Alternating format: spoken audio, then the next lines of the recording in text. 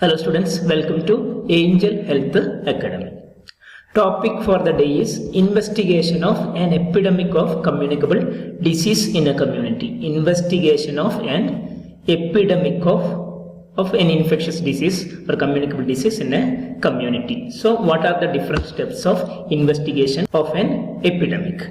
Investigating an epidemic of a communicable disease involves a systematic approach. So these steps are a systematic approach or process, a series of actions, series of steps to identify the cause or etiology of that particular epidemic, the source of infection of that epidemic, and the various mode of transmission of that epidemic. So investigating an epidemic of communicable disease involves a systematic approach or systematic process to identify, to find out the cause or etiology, find out the source of that particular infection, from where it is originated, source of infection and mode of transmission of that particular epidemic. These all the things will be identified as a systematic approach or process in investigation or investigating an epidemic.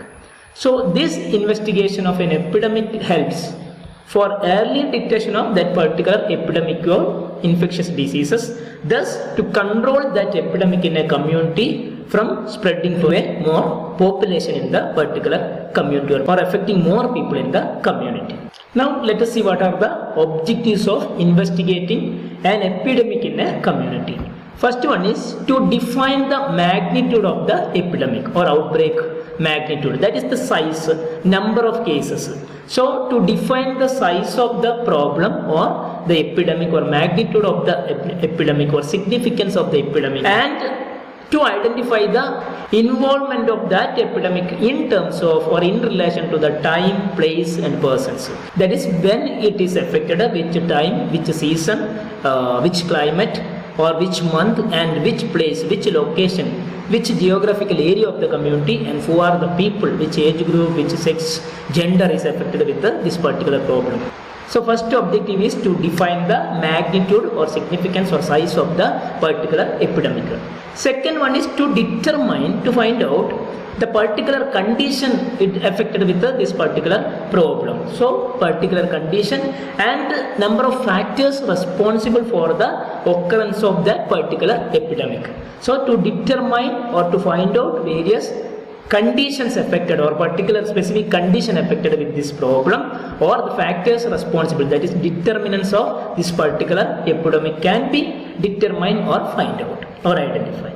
Then third one is to identify the, as we are already mentioned, the cause, etiology of the epidemic, sources, origin of the epidemic, that is source of infection, and mode of transmission, how this epidemic is transmitting from one person to other person, different mode of transmission, that is direct and indirect transmission. So to identify the mode of transmission, cause and sources. Then fourth one is to implement the immediate control measures.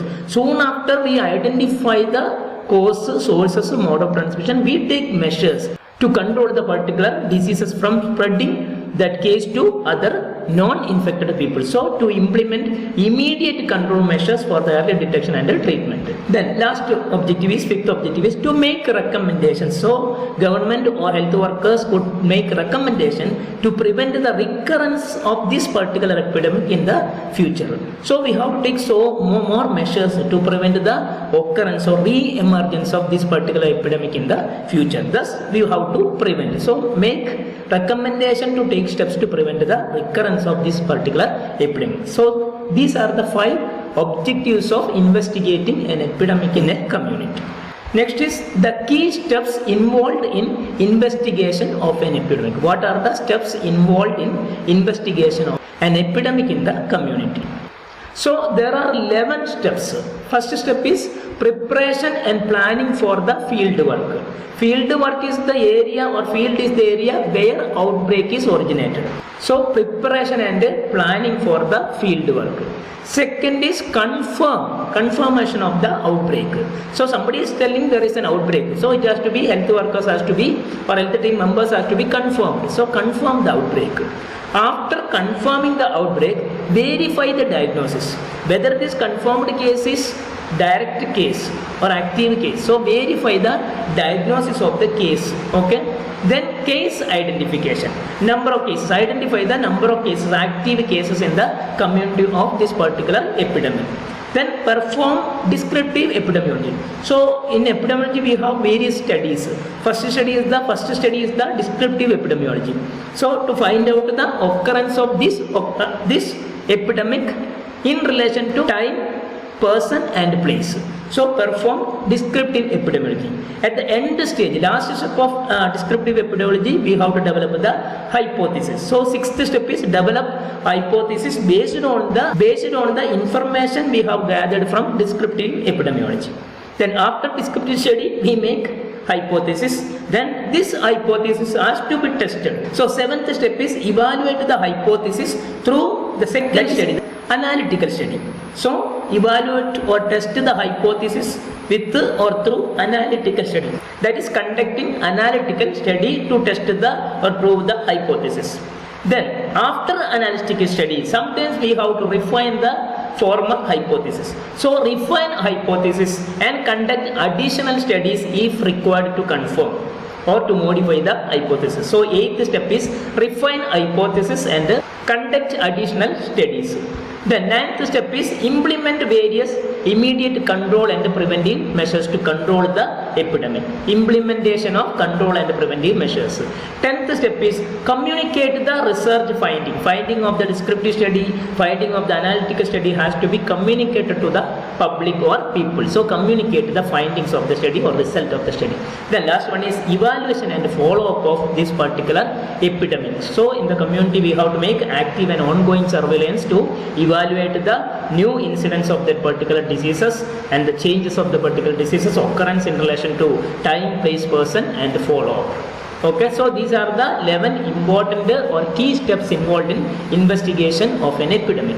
So let us discuss one by one in detail about the steps involved in investigation of an epidemic in a community.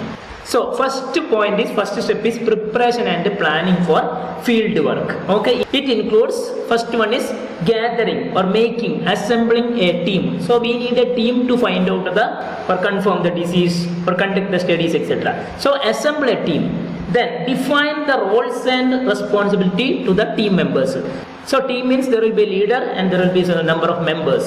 So each person should have different roles and responsibilities or duties.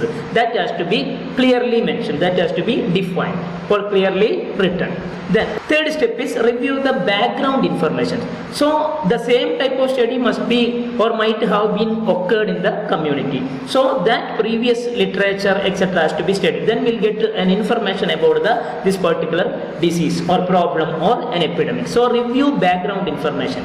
Then fourth one is gather necessary equipment and supplies that is needed for the finding out of this particular case and taking measures to control that particular epidemic. So gather necessary equipment and supplies. So first one is assemble a team. So gather the experts. So team means we need many experts, including epidemiologists to conduct the epidemiological studies, descriptive studies, analytical studies, etc. Laboratorians to make the laboratory investigations to confirm the disease. Environmental scientists to study about the environmental influence or environmental factors influencing to this particular epidemic, and communication specialists to communicate the information to the people or gather the information from the people and others such as the health workers who are engaged or who are the people belongs to that particular area, who are the health workers, those belongs to the jurisdiction of that particular area. So other health related personnel, that local leaders etc. all comes in others. Second subheading under preparation and planning for field work is define the roles and responsibility of each member. So ensure each team member knows their specific duties. So it has to be clearly mentioned, clearly explained to each member what is their roles in investigation of this epidemic. Okay, then third substep is review background information. So study the existing literature. Already sometimes the literature or the report of the previous study may be available. So that study has to be, literature has to be studied in detail. So we'll get an information about this problem. And moreover study about or understand about the previous report on the disease or the same disease. So study existing literature and the previous report of the particular outbreak or same disease. Then fourth substep is gather necessary equipment and supplies. So that is necessary to confirm the diagnosis, okay, confirm the outbreak, etc. So prepare equipment and material list needed for and avail that equipment and material needed for the field work and laboratory analysis, laboratory test. Then ensure the necessary tools, not only equipment and materials but also we need tools. For example, for the personal protection of the team members. So personal protective equipment, PPE, data collection format to conduct the survey or collect the data from the descriptive and analytical studies. Then communication device to communicate to the people, have a good rapport with the people, to inform or motivate the people for their participation. For that we need communication devices. So these are the 4 sub-steps under preparation and planning of the field work. Second is confirm the outbreak or establish the existence of an outbreak. So make sure that there is an outbreak. So confirm. So compare the observed cases versus expected cases. So observed cases is the actual cases. Now we have an expectation the disease or infectious disease or an epidemic could occur in a particular amount, for example 50. Okay, that is the expected cases. But when it is become more than expected or the observed is the actual or new cases or incidents, we have to compare with this. If it is more, observed cases are more than expected cases, then we can confirm that is an outbreak. So that means analyze the surveillance data, the data that is we have received during survey, okay, surveillance data to determine, to find out if the number of the new cases, that is incidents, new cases exceeds, that becomes more what is normally expected. So if the new cases or incidents are more than expectation, then we call it is an outbreak. So then we can confirm there is an outbreak in the community. So third step is verify the diagnosis, verification of diagnosis. That includes clinical diagnosis and laboratory confirmation or laboratory test to confirm the particular epidemic. So clinical diagnosis and laboratory confirmation comes under verify diagnosis of an epidemic. So let us talk about these 2 steps. So confirm that the cases are correctly diagnosed. So now we know we confirmed there is already an outbreak. So there are many cases, incidents, that is more than our expected. Now we have to confirm all the cases we call cases are correctly diagnosed under the correct diagnostic method, that is through laboratory testing and clinical examination. So first is clinical diagnosis. Ensure that all the cases meet the clinical criteria of the particular epidemic or infectious diseases. So we know that we have a head to foot examination and there are certain clinical tests to find out the clinical manifestation for a particular case or epidemic. So that has to be matched. That is ensure that cases meet the clinical criteria of a particular disease.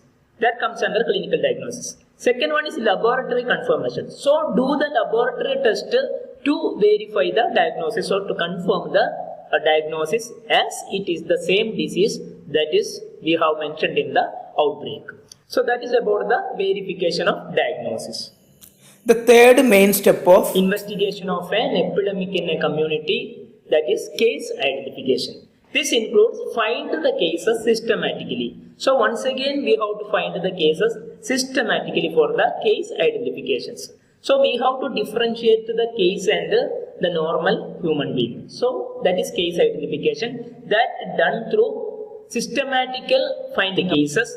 For that we have to collect the data. After data collection we have to make a definition of the particular case, that is called a case definition based on the factors influencing, based on the clinical examination, etc. So let us discuss about these sub-steps of case identification. So first one is find the case systematically. So we have to do active surveillance method. So the team member has to involve in the survey of the particular area or the field. So that is called active survey. Active surveillance method to identify the cases and record the cases. So directly surveying and finding out the cases. That is called the systematic finding out of the cases. This also may include reviewing the health care or medical record of the nearest PHC or CHC where the client has been taken the primary treatment. So review the records, medical records or healthcare records. Then conducting surveys or interview with the healthcare providers who had been given the care, primary care to these particular cases.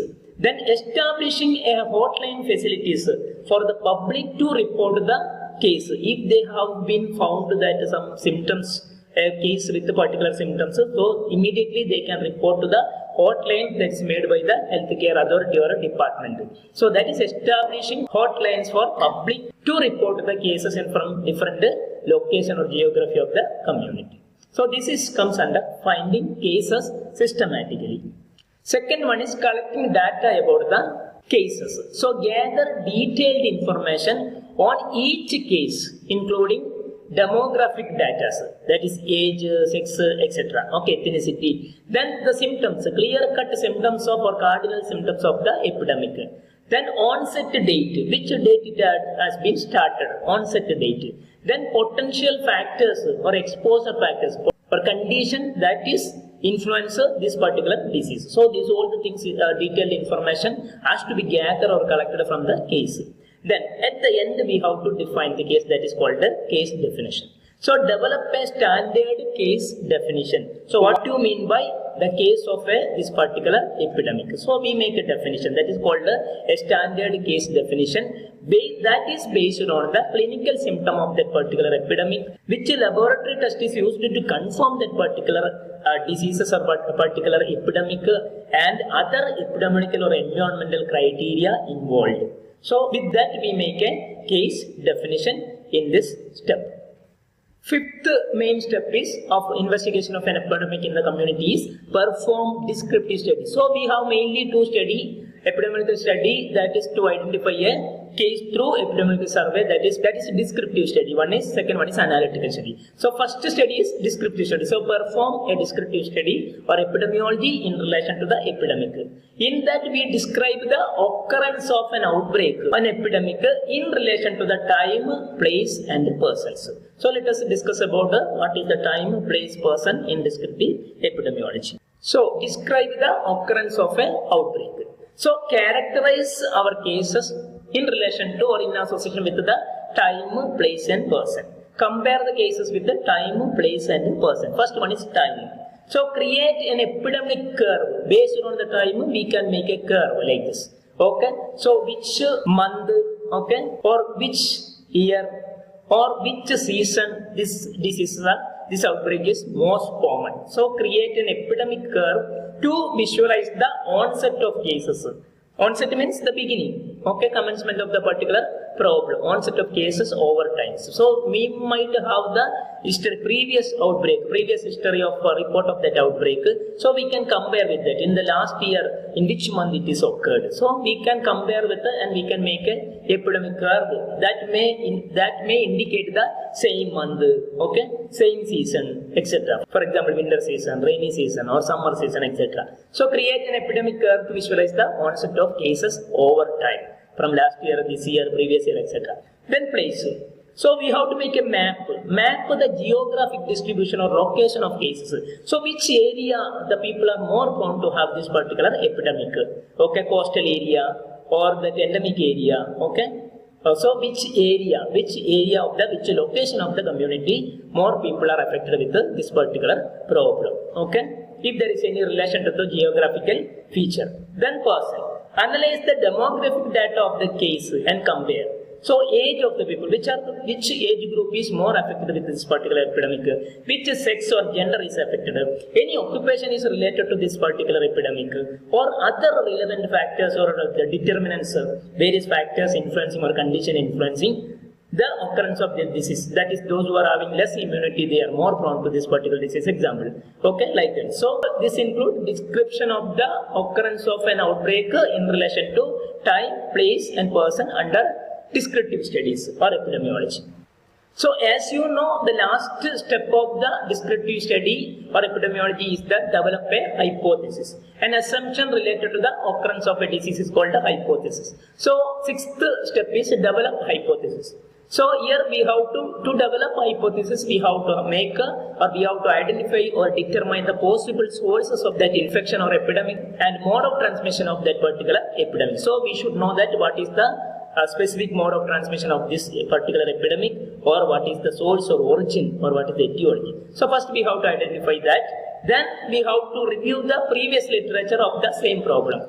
Then with these two steps we can develop the hypothesis, or based on these two steps or sub-steps we can make or develop the hypothesis related to that epidemic. So first one is identify the possible sources and transmission modes. That is nothing but mode of transmission and source and etiology of the diseases. So consider the common exposures. So sometimes all the cases of this particular epidemic may have a common exposure or may have a common risk factors, okay, immunity problem and possible route of transmissions. And this particular epidemic may be transmitted in a particular route or mode of transmission, maybe direct or maybe indirect. Okay, so consider all these factors related to the particular problem. Then only we can make a hypothesis based on this. Second, based on the descriptive study, propose an hypothesis, make a hypothesis, formulate a hypothesis regarding the source, regarding the vehicle of transmission of this disease, if it is vector-borne diseases, waterborne diseases, etc. And regarding its mode of transmission of this particular epidemic. So based on the descriptive study, we have to formulate or make or propose a hypothesis. For making hypothesis, we also have to review the literature of previous studies. So look for similar outbreaks and their causes, etiologies, their sources, their mode of transmission, etc. So previous literature of that particular study also or particular outbreak also has to be referred. That is called look for, okay, refer. Then compare the findings. So our finding has to be compared with the available known informations or indications regarding the particular problem or epidemic or infectious diseases. So compare the findings with the known information already available in the community or with the health worker about the disease to propose or make or formulate the hypothesis. Okay, so this is about the develop hypothesis. So the first type of study in the epidemiology has been completed, that is descriptive study. Now we have already made a hypothesis. Now we have to test the hypothesis whether it is correct or wrong. That is, evaluate hypothesis through second type of study in the community under epidemiology, that is analytical studies. Here we go further, that is analysis of the variables of the particular problem or epidemic. That includes design the studies. So there are many analytical studies, as you know. So we have to design which study we are going to follow in this situation. So design studies, for that particular study we have to collect the data. Then this data has to be analyzed to test the hypothesis. So let us discuss about these three sub steps. First one is design the studies. So choose appropriate or select appropriate study design in the analytical studies, for example, cohort study, case control study, to test the present or formulated hypothesis. So either we can take case control study or we can go for cohort studies or other studies of under analytical studies. It depends upon the necessity and easiness or situation in the community. Okay, so first is case control study. So here there are two groups, one is case and one is control. Case is the person who have actual diseases, control is the person without disease. So we are comparing, both are exposed, we are comparing why the case has got the problem than the control. Okay, so compare exposures between the cases and control group to identify the significant association of the exposure and the particular problem. Okay, that is comes under case control study. Second study is cohort studies. So that is, here we have a two group in cohort studies also with similar features of two group. Okay, so cohort study is the forward looking study and case control study is the backward looking studies. So cohort studies follow a group of exposed and unexposed individual to see who developed the particular problem or epidemic. So now we have a group with exposed and unexposed people to a particular infection or outbreak, okay, or an epidemic. So we will continue the studies in the future, and we will see, we observe them, we follow them, then we will find out who are the people from exposed are getting the disease and who are the people from unexposed getting the diseases. This study is called cohort studies. So like that we have to design or select one study in analytical studies. Then after the selection of the study, we have to collect the data, gather additional information or data as needed to test the hypothesis. Then after collecting data, we go for the analysis of that collected data. Okay, use statistical methods such as descriptive statistics or inferential statistics. Example for descriptive statistics are mean, median, mode, etc. Inferential statistics, there are various tests like set test, F test, even correlation, progression, chi-square test for seeing the association between the variables, etc. all comes under inferential statistics. So this statistical method is using to evaluate the association between the exposure and the particular disease or outbreak or that epidemic. Okay, so we will find out whether there is an association between a factor and the diseases. For example, age and disease, sex and disease, some environmental feature and disease. So these all the things will be analyzed by using statistical methods. Then we will test the hypothesis based on this association. So next is refine or modify hypothesis and conduct additional studies if required. So it includes two sub-steps, that is collect the additional data for refine hypothesis or modify the hypothesis. Then after collecting data, after from that information we have to reassess the hypothesis or refine or modify the hypothesis. Okay, so after analytical study we have to either modify or refine hypothesis, or you have to prove the hypothesis by testing.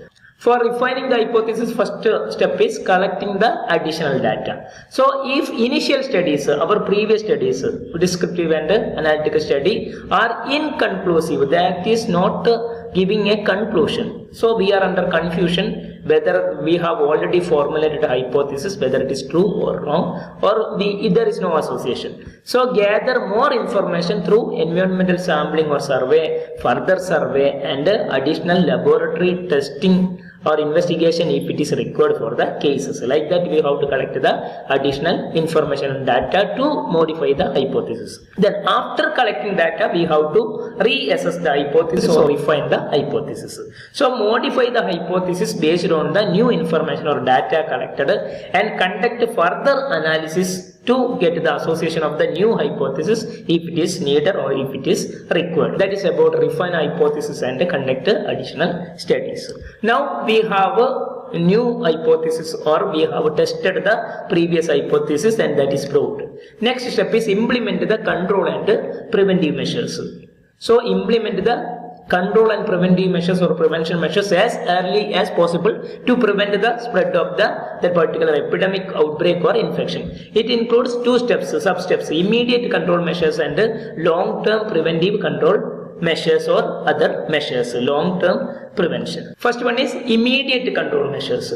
So take urgent steps or actions or measures to prevent the further transmission of the particular epidemic in the community from person to person or community to community. For that we have to implement certain set measures such as isolation, separation of the case and from the non-case. Then quarantine, restricting the movement of the case or the exposed person. Then vaccination, sanitation, vaccination against the particular epidemic, immunization. Then sanitation, hygienic measures, environmental sanitation, etc., personal hygiene, etc. And public health education, give awareness to the people to prevent and control that particular infection or outbreak. Then long-term preventive measures or long-term prevention. It includes developing the various strategies or action plans or measures to prevent the further outbreak based on the findings. Okay, so further outbreak has to be stopped by taking long-term measures or developing long-term strategies or action plans. That includes policy making, policy rules and regulations, public health laws in relation to the control measures. Then public health education, Then improving the total environmental sanitation and sanitation. Enhancing the surveillance. Okay. Making strong active surveillance or follow-up surveillance or continuous surveillance. Okay. And increasing the public awareness about the outbreak. Thus, we can reduce the recurrence of the particular epidemic in the future. That is about the implementation of control measures and preventive measures immediately after concluding the hypothesis. Next is communicating the result of our study. So, communicate the findings of the descriptive and analytical study or final result of the study. It includes internal communication, report writing, public communication and scientific communication. So, let us see what is the difference between this type of communication. First one is internal communication. So here there is a group of people or team who conducted the studies. So keep team members informed about the progress, effectiveness of their studies or investigations.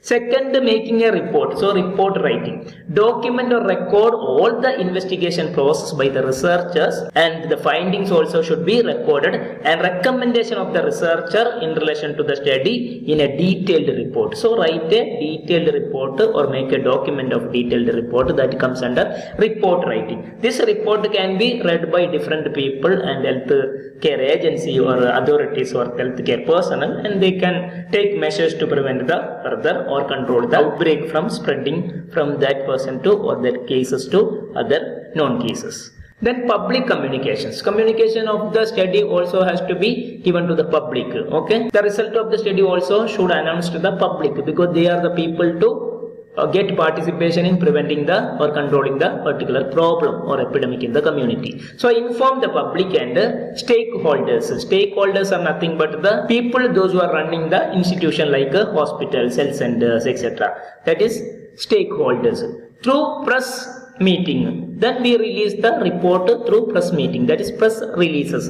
Then through social media, WhatsApp, Facebook, etc. Okay. Then making community meetings, okay, gathering community meetings in the particular area and telling to the information about the result of the research and outbreak and how to prevent, how to control and what are the measures, etc. to the local leaders or community representatives who comes for the community meeting. Then scientific communications. So here publishing the result of the study. So publish the findings in a scientific journal. There are scientific research journals periodically, annually or may be published. So in that journal we can give our study details, or we can present our study details or report at the conference, state conference, national conference, international conference, educational conference, etc.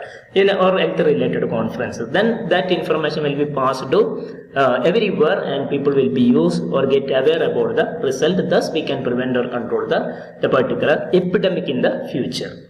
The last step is evaluation and follow-up. So we have to continuously evaluate the occurrence of a disease, that is the outbreak or the epidemic, and make follow-up measures.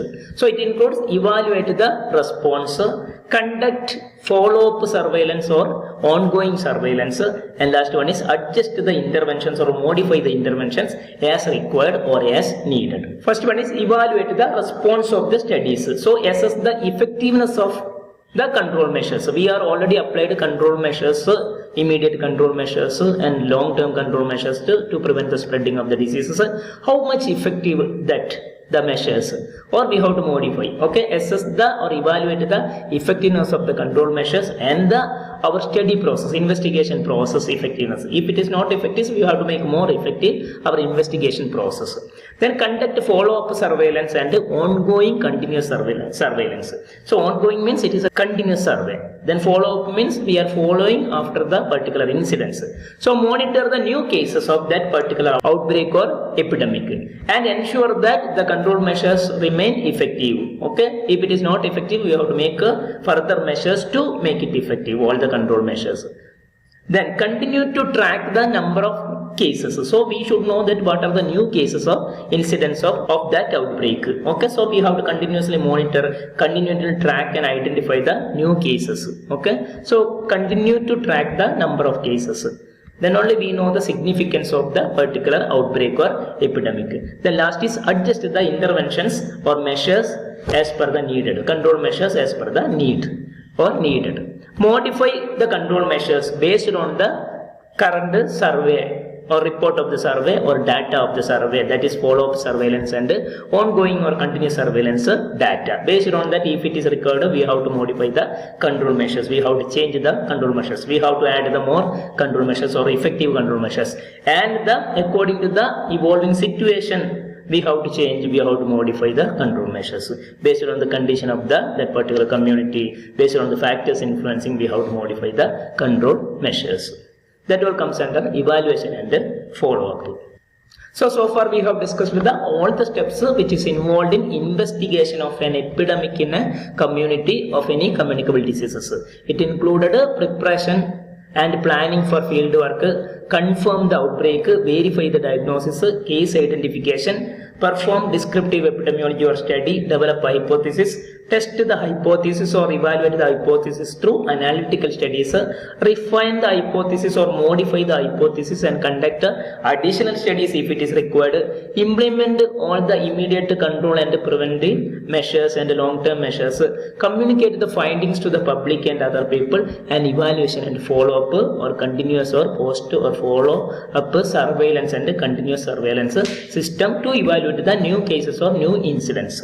Okay, so by following all these 11 steps, health authorities or health personnel can effectively manage and control all the outbreak of an epidemic of communicable disease in a community. Thus, we can promote the well-being and health to the community people. Now, let us see an example of the case study of this investigation of an epidemic. For example, cholera outbreak. So we can use all these 11 steps in an example how to investigate an epidemic in a community. Okay, don't skip the video. Please see that this will be an important information for you related to the 11 steps of investigation of epidemic or a communicable disease in a community.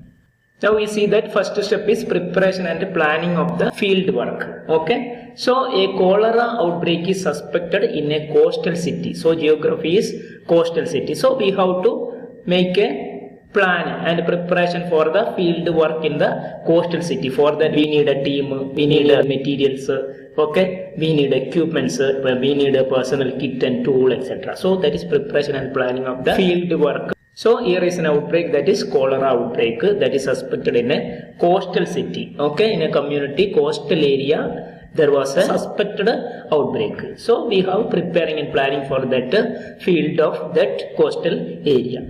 Then next step is confirmation of that outbreak of the cholera, confirmation of outbreak.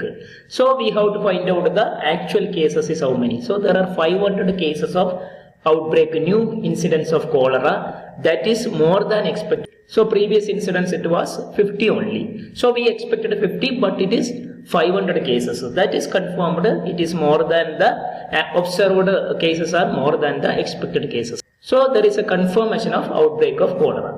Then verify the diagnosis, whether these cases are having cholera symptoms or not. That for that we have conducted a clinical examination and a laboratory test. So laboratory test confirm that Vibrio cholera, that is the agent for cholera. So Vibrio cholera in the patient's or case stool examination or stool samples.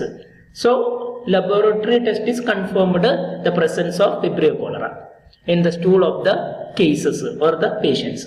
Then case identification. So now we have to define the case. So through active case finding, that is active surveillance method, we collect the cases, we test the cases and we record the cases. And we in this active survey we have identified 500 cases over 2 weeks. That is confirmed with the Vibrio cholera in the stool examination. That is a case identification.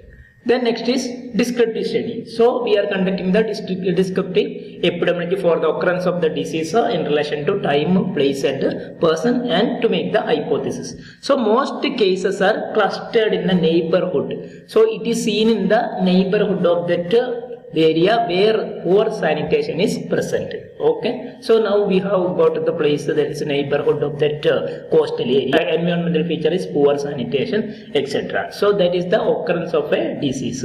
Then hypothesis development. So contaminated water supply is suspected in this particular coastal area or neighborhood for the occurrence of the outbreak of cholera. So we assumed that the source of that outbreak of cholera is contaminated water supply in the area. Then we conducted further analytical studies.